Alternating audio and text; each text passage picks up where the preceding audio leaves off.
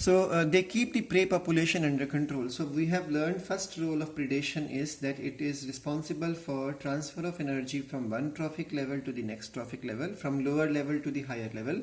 Second point is the predation keeps the prey population under control. Imagine if there are no deer, then the grass number is going to increase. Imagine if there are no tigers, then the deer population is going to increase. So that is not good for the ecosystem. So there should be a balance. That balance is maintained by the nature with the help of the process called as predation. So one organism eating the other organism is important for maintaining balance in the nature. So this keeps the prey population under control. But for predators, prey species could achieve very high population densities and cause ecosystem imbalance. So if there are no predators, then the ecosystem instability will be there. When certain exotic species are introduced into the geographical area, exotic species means species which do not belong to our country and we bring it from the other countries or continents, they become, sometimes these species become alien species. We'll be learning about this concept in the next chapter, 15th chapter. So when exotic species are introduced into a new area, they sometimes become invasive. Invasive means they start invading into new area and then they start taking over the land. So finally what will happen is the normal, natural or the indigenous local species will disappear and the area would be covered by these alien species. So they become invasive, they start spreading fast because invaded land does not have their natural predator. We all know this concept. There are many plants which have come as invaders or which have come as alien species in our country, like we had learned about water hyacinth or Eichhornia in the first chapter. We have Lantana, we have Parthenium, which we learned in the second chapter. So these plants are alien species, they are not local to India. So when they came into India, it's something like human nature. When we are accustomed to a type of food we consume, we don't feel like experimenting with our food habits. So same way, when a plant which is an alien plant, no animal in that particular area, example we get Lantana in our country. Now no animal in India knows what is Lantana, so they don't feel like experimenting a new type of plant to be consumed. So this experiment does not go generally. Rarely you will find that they are eaten. So then what will happen is these plants are without any harm.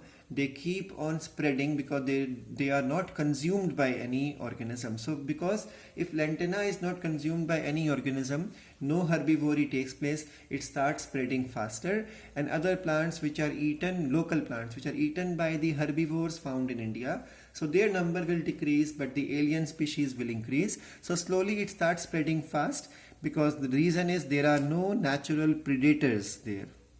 Let's take the example of this concept from NCERT.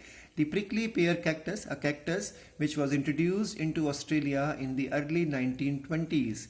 It caused problem and disaster by spreading rapidly into millions of hectares of the rangeland.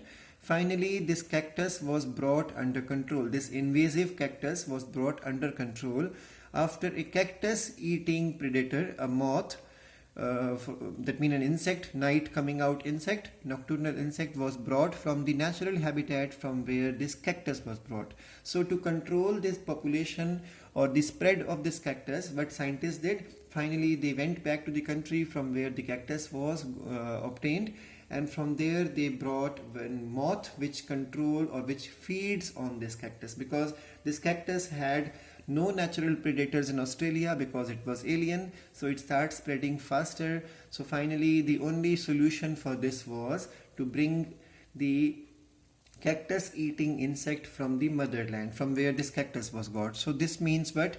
That predator are able to control the population of prey.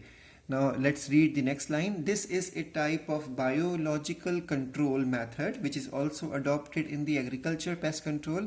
In the 10th chapter we have already discussed about biopesticides, that if you use the dragonflies, if you use the ladybird beetle, you can control the population of mosquitoes and you can control the population of aphids respectively. Same concept again, that the biocontrol or biological control is a method in which predation is used. So like for example, a particular plant can be controlled in its population by allowing some insect to feed upon the plant, So predators are also helpful in maintaining species diversity. Another role of predator is, so first role is the energy transfer from trophic level to next trophic level. Second role, to keep the population of prey under control. Now third is to maintain species diversity. That means biodiversity is maintained because of the role played by predators. Now let's read how. So predators also help in maintaining the species diversity in the community by reducing the intensity of competition among these competing prey species. So we all know if the predators are gone, then prey number is going to increase, and then prey numbers can be of different species. So as the prey numbers of every species is going to increase, what will happen now? They will have lesser resources and more competition. So the stiffer the competition become, they will start fighting, and we already have gone through the table 13.1. Competition is a negative to both organisms. So when two competing species are there, and they both are prey of the same predator. If predator is gone, then the competing species are going to fight, and when they fight, this will be the loss for them, and their number also is going to dwindle. Species loss will start.